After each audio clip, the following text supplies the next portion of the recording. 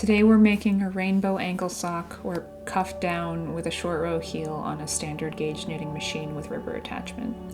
The main sock is worked at tension 6, but the cuff and heel are going to be worked at a tighter tension for a better fit. The pattern and full instructions are available on my website linked below. I'll be using my own measurements in this video. We'll be casting on with waste yarn. Select 32 needles on each bed. Then set the ribber to half pitch so that the needles don't run into each other when you cast on. Thread the carriage with waste yarn. I like to use this unmercerized cotton because it's cheap and the stitches don't like to unravel. Set your tension to 0 and make sure the carriage is knit in both directions.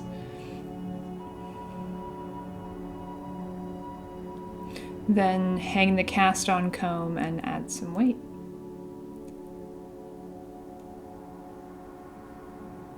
Set the carriages for circular knitting and add some tension above 0 and knit for a few inches. You need this length to make it easier to rehang the hem stitches later and to have something to add weight to. Cut your waste yarn and then thread the main yarn into the carriage.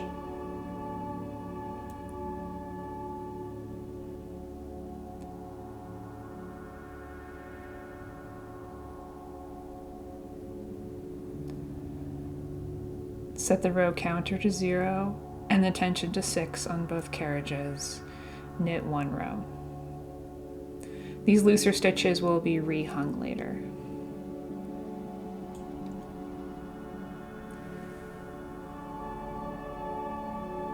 Then change the tension to 5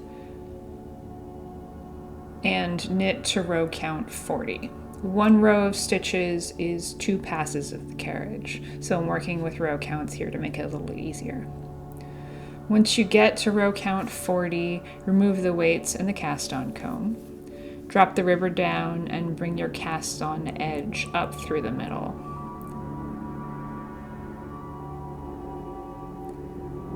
Trace down the purl bumps until you find the first cast on stitch and rehang the cast on edge back on the bed.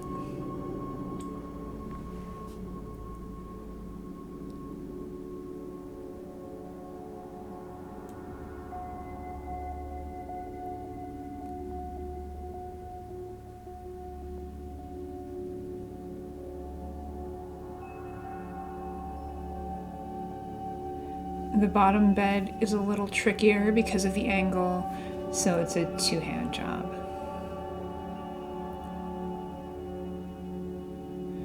Bring the bottom bed back up, and if your ribber has a thicker knit position, use it. This is where the waste yarn comes in handy. Pull it down so that the stitches are hanging correctly. At this point you can add weight, but it's hard to get the claw weights up in there, so I just hold tension on the waste yarn with one hand and knit with the other. Knit to row count 60, pulling down the yarn as you go.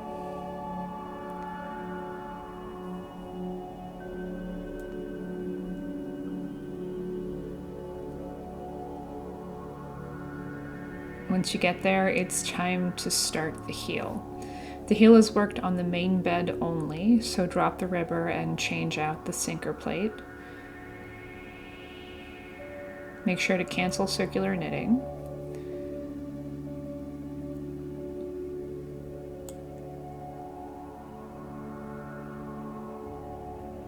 Set the carriage to hold position. Rethread your yarn. Now, bring the needle furthest from the carriage out into hold position.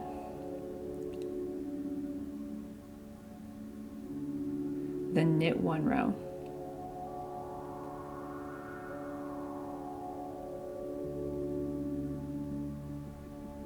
Bring the yarn under the needle you just pulled out and bring 1 needle on the other side out and knit another row. Keep going like this, pulling out needles and wrapping until there are 8 needles in hold. Make sure to only wrap the most recent needle that you pulled out into hold. Wrapping like this prevents holes from forming in these short rows. Here's a close-up. Bring 1 needle to hold, wrap 1 on the other side, and keep going.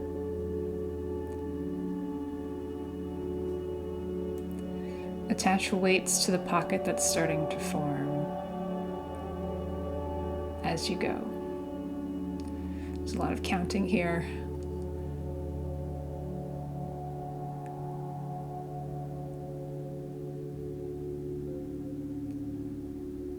Looks like that's the last one on the right side. Okay. Once you get to the end, it's time to start going back out. So push one needle in on the opposite side of the carriage. Don't push it all the way in or you'll drop a stitch, just enough that it'll knit back.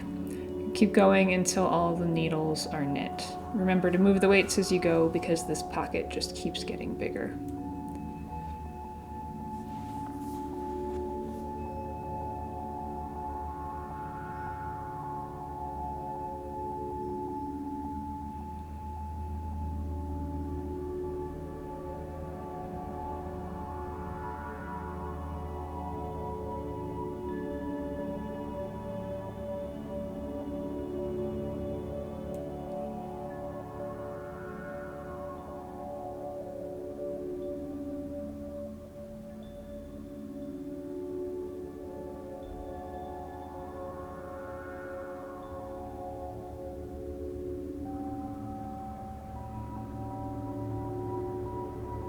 When you get to the end, it's time to switch back to circular knitting to knit the body of the sock. So unthread the carriage, swap out the sinker plate.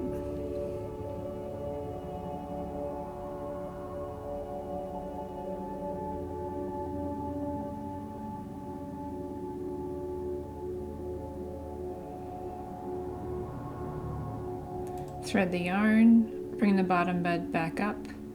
Make sure the row counter is set back to 0 and the carriages are at tension 6.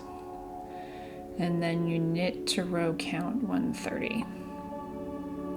Again, you can hang weights here, but I tend to just pull down on the sock. Now it's time to start shaping the toe. For this sock, I'm going to decrease 1 stitch each side on each bed, knit 2 rows, and repeat 4 more times for a total of 5 decreases. Then decrease 1 stitch each toe on each bed, knit 1 row, then repeat 4 more times. This creates a more rounded toe. I'll walk you through it. So just decrease 1 stitch each side on each bed, knit 2 rows, that's 4 passes of the carriage, and repeat this 4 more times. Then decrease 1 stitch each side on each bed and knit 1 row. And do that 4 more times.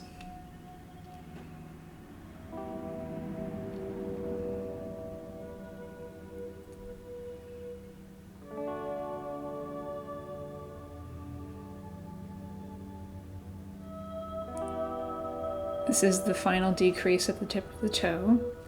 We're gonna Kitchener stitch this closed, so scrap off onto waste yarn with a long tail.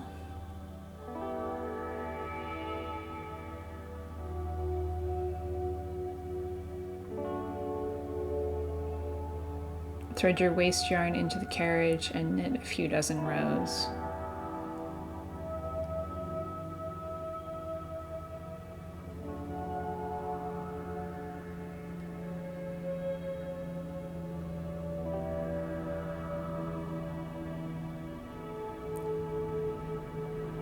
Cut your waste yarn and then let the work drop off the machine. Look at that, it looks like a sock. It's very much sock shaped. Okay, it's time to remove the waste yarn from the cuff. Find a stitch on the opposite side from the cast on tail and cut one leg of it. Then you can just pull the yarn through to detach that first row.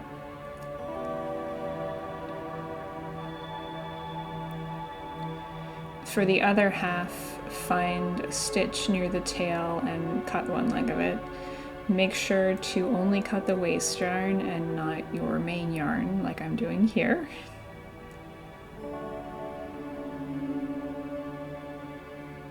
And then pull the loose yarn to detach.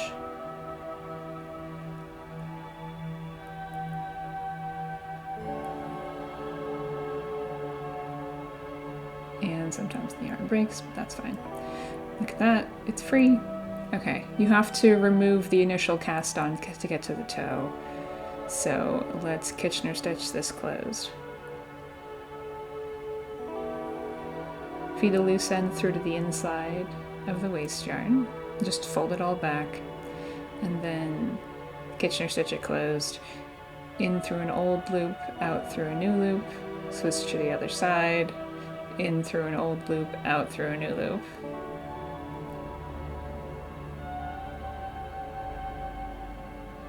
And then unravel the waist yarn.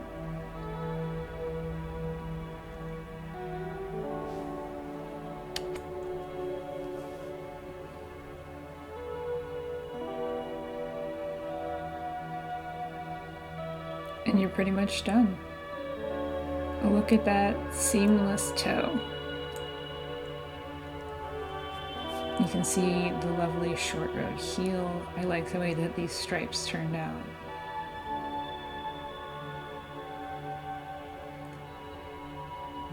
And there's your first sock. There it is on an actual foot. And then the magical second sock. Here we go. If you found this useful, let me know. If you find any issues with the pattern, let me know. If you've got any requests for other things that you want me to make on a knitting machine, let me know. We're in the middle of a pandemic. I've got nothing better to do. Enjoy.